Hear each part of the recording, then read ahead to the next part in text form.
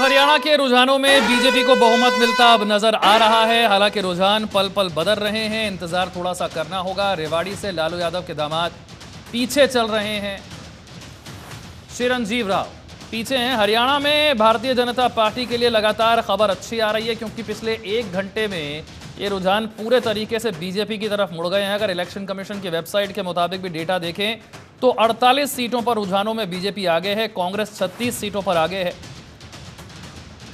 और इस तरीके से हरियाणा में काफी हद तक चीजें बदलती हुई नजर आ रही हैं। पंकज जी, हरियाणा में तो खबर अच्छी है, लेकिन जम्मू कश्मीर में क्या हो गया? 370 हटाने के नाम पर पूरे देश में वोट मांगे जा सकते हैं, लेकिन जम्मू कश्मीर में नहीं मांगे जा सकते। चीजें अच्छी लगती हैं, कौन सी चीजों के लिए वो लोग मतदान करते हैं, वो सारी चीजें जनता के ऊपर डिपेंड होती है। भारतीय जनता पार्टी का देश हित में काम करना, देश को सर्वप्रथम रख करके काम करना, उस चीज में हम लोग सबसे आगे रहते हैं। जो राष्ट्र प्रथम की बातें या विकसित भारत की बात करते हैं, विकसित हरियाणा की बात करते हैं, विकसित जम्मू कश्मीर की बात करते हैं, जहाँ की जनता उस चीज को समझ जाती है कि कौन आज विकसित भारत की बात कर रहा है, भारत को आगे ले जाने की बात कर रहा है, भारत की ताक बढ़ाने की बात कर रहा है, तो जनता जनार्दन अपना फैसला उसी हिसाब से देती है। अगर जम्मू कश्मीर के साथियों को कुछ ऐसा लगा है कि भारतीय जनता पार्टी को और इम्प्रूवमेंट की जरूरत है, हम और इम्प्रूवमेंट करेंगे। जनता जनार्दन का फैसला जो उन्होंने आशीर्वाद दिया है, कम दिया है तो भी उसका हम स्वागत करेंगे, ज्यादा दिया है तो हम भी उसका स्वागत करेंगे। हम हरियाणा की तरफ से बहुत आश्वस्त थे पहले भी, मैं हरियाणा के परिप्रेक्ष्य में आपसे जरूर बातें करूंगा। हरियाणा के जो किसानों के लिए बार बार कहा जाता था, एक गलत नैरेटिव चलाने की कोशिश की जाती थी, लेकिन जैसे ही हमने पूर्व में मनोहर जी ने 14 फसलों पर एमएसपी दी और फिर अब 24 फसलों पर एमएसपी की बात की जा रही है, और ये कहा नायब सिंह सैनी जी ने कि हर एक दाना हर एक किसान का वो एमएसपी पर खरीदा जाएगा। ये भारतीय जनता पार्टी ने जो किसानों की एक सबसे बड़ी उम्मीद थी, जो डिमांड थी, वो पूरी की। हरियाणा के अंदर पहला ऐसा राज्य बनाया नायब सिंह सैनी जी ने, जिसकी वजह से आज किसान बहुत खुश है, खुशहाल की तरफ है। किसान सम्मान निधि अगर केंद्र सरकार से मोदी जी ने दी है, तो उसके लिए भी आज तक वो पहल किसी सरकार ने नहीं की। तो किसानों की हितैषी, जो किसान प्रधान प्रदेश माना जाता है हरियाणा को, उनके लिए हर एक उस कदम पर उस कसौटी पर खरा उतरना, उसको भारतीय जनता पार्टी ने बखूबी करके दिखाया, जिसकी वजह से आज सारे किसान, सारे युवाओं की बात करें तो जो बिना खर्ची पर्ची का जो ट्रेंड हमने चलाया कि जिसकी वजह से 1,44,000 नौकरियां हम दे पाए, जो कि कांग्रेस की सरकार बार बार झूठा नैरेटिव चलाने की कोशिश करती है, तो हरियाणा की जनता ने उनको तरह से नकार दिया है। मैं अपनी डिबेट में पहले भी कहता रहा कि लोकसभा में जो हमें 5 सीटों का नुकसान हरियाणा से हुआ था, वो सिर्फ 2 ही चीजें थी कि एक तो राहुल गांधी का संविधान की किताब को हाथ में लेकर के ये झूठ बोलना, ये प्रोपेगेंडा चलाना कि संविधान बदला जाएगा। दूसरा ये कि 8500 रुपए खटाखट आपके खातों में आ जाएंगे। हरियाणा की जनता भोली जनता है, उनके एक बार के झांसे में आ गई थी, और हरियाणा की जनता ने पिछले 2 महीने के अंदर अपने आप में एनालिसिस किया कि ये वो सरकार नहीं है, ये वो लोग नहीं है जो देश हित में बातें करते हैं या फिर हरियाणा की हित की बात करते हैं। नायब सिंह सैनी ही एक ऐसे मुख्यमंत्री हैं, या मनोहर लाल जी ऐसे मुख्यमंत्री रहे हैं, जिन्होंने हरियाणा को आगे ले जाने के लिए अग्रिम नहीं, नाराजगी नहीं थी तो फिर मनोहर लाल जी को हटाया क्यों था? अच्छा मुख्यमंत्री थे तो रहने देते उनको मुख्यमंत्री। फिर आपके चैनल के माध्यम से अभी ही प्रदेश अध्यक्ष मोहनलाल बडोली जी का बयान भी आपने सुनाने का काम किया। हर एक आदमी की अपनी अपनी जिम्मेदारियां होती हैं, उनकी जिम्मेदारी 9.5 साल हरियाणा को प्रगति के पथ पर ले जा करके, जैसे एक जब क्रिकेट का मैच होता है तो एक प्लेयर राहुल द्रविड़ भी हुआ करते थे, जब वो एक टीम को संवारते थे, उस गेम को पूरा बना मनोहर लाल जी राहुल द्रविड़ थे।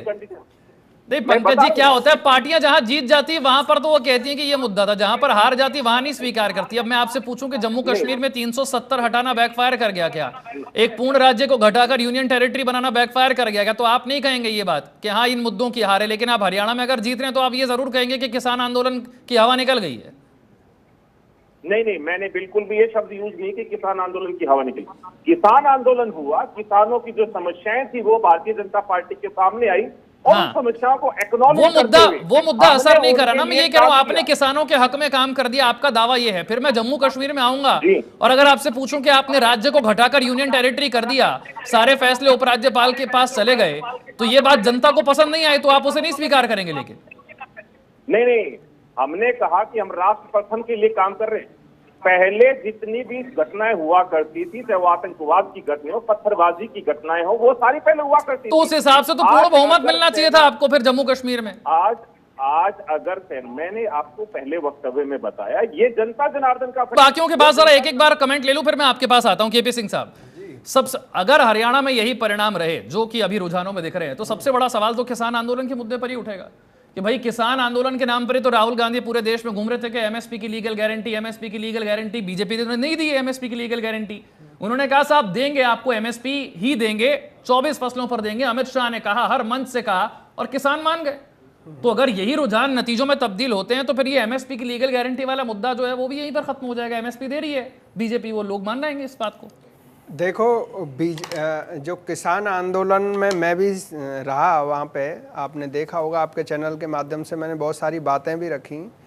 एक ज़मीनी स्तर पर आप जाकर देखोगे तो आंदोलन जो जिन विषयों पर हुआ उसमें कुछ जो लीडर थे अपने, उनके मुद्दे थे, वो जनता के मुद्दे बहुत छोटे छोटे। आप ये बहुत बड़ी बात बोल रहे हैं। आप इतने बड़ी किसानों, इतनी बड़ी संख्या में किसान जुटे, अभी भी कई जगह पर जहां आप कह रहे हैं वो कुछ नेताओं के नाम है। सुनिए, मतलब वो सारे किसान नहीं हैं। खेतों पे कितने किसान हैं इस देश में, कितने % किसान हैं, और यहाँ बॉर्डर पे कितने % किसान हैं, आपने देखा होगा।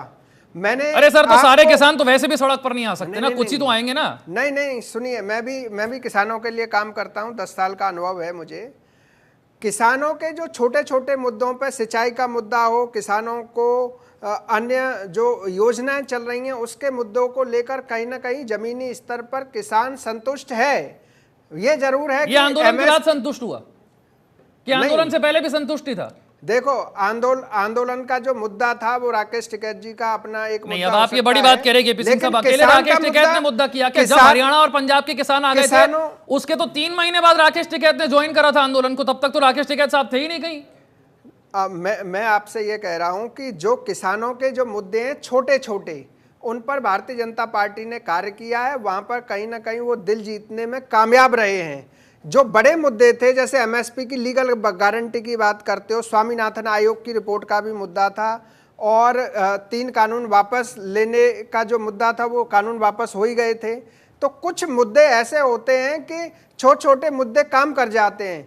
अगर किसान पूरी तरह तो नाराज था, कोई नाराजगी नहीं है ना किसानों की, फिर तो नहीं, नाराजगी होगी, मैं नहीं कहता, लेकिन अगर जो ये चुनाव नतीजे परिणाम हैं, नाराजगी नहीं अगर दिखा ये रहे। नतीजे हैं और पंजाब हरियाणा सबसे बड़े सेंटर है किसान आंदोलन के, और अगर यही नतीजे हैं तो फिर उस हिसाब से तो होगी नाराजगी दूर। जो चुनाव जनादेश रुझान दिखा रहे हैं, ये नाराजगी नहीं व्यक्त कर रहे हैं। मैं इसलिए ये बातें कह रहा हूं कि कहीं ना कहीं छोटे छोटे मुद्दों ने किसानों को कन्विंस भी किया होगा। आप कह रहे हैं छोटे छोटे मुद्दे ऐसे थे जिससे किसान खुश हो गए, संतुष्ट हो गए अमित तिवारी साहब, क्योंकि अगर ये नतीजे हैं फिर तो कोई किसान आंदोलन की बात आगे करेगा नहीं, फिर तो कोई एमएसपी कानून की बात भी नहीं करेगा।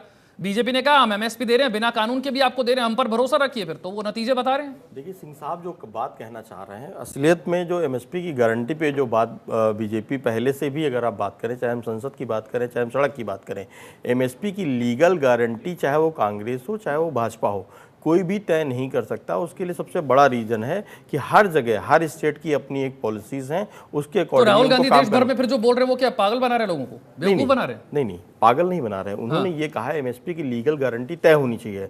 जाहिर सी बात है, जब वो विपक्ष में बैठे हुए हैं तो विपक्ष जब सरकार में बैठे हुए विपक्ष से सवाल कर रहा है तो जाहिर सी बात है कहीं ना कहीं कांग्रेस घेरने का प्रयास कर रही है। अरे मैं आपसे एक सिंपल सवाल पूछ रहा हूं, और कांग्रेस पार्टी की सरकार देश में जितने राज्यों में भी है, हाँ, तो कर्नाटक में, तेलंगाना में, हिमाचल में, कहां पर लीगल गारंटी है एमएसपी? लीगल गारंटी की मैं जो बात कह रहा हूं कि हर जगह अगर आप देने का प्रयास करेंगे तो कहीं भी संभव नहीं है, क्योंकि अगर राहुल गांधी का हर जगह यही तो मुद्दा है, वो तो अपने घोषणा पत्र में ये लिख कर जा रहे हैं, विशाल जी दोनों चीजें विरोधाभास हैं। अगर आप महंगाई की बात कर रहे हैं तो एमएसपी की गारंटी की बात करेंगे तो जाहिर सी बात है आप दे दीजिए एमएसपी की गारंटी,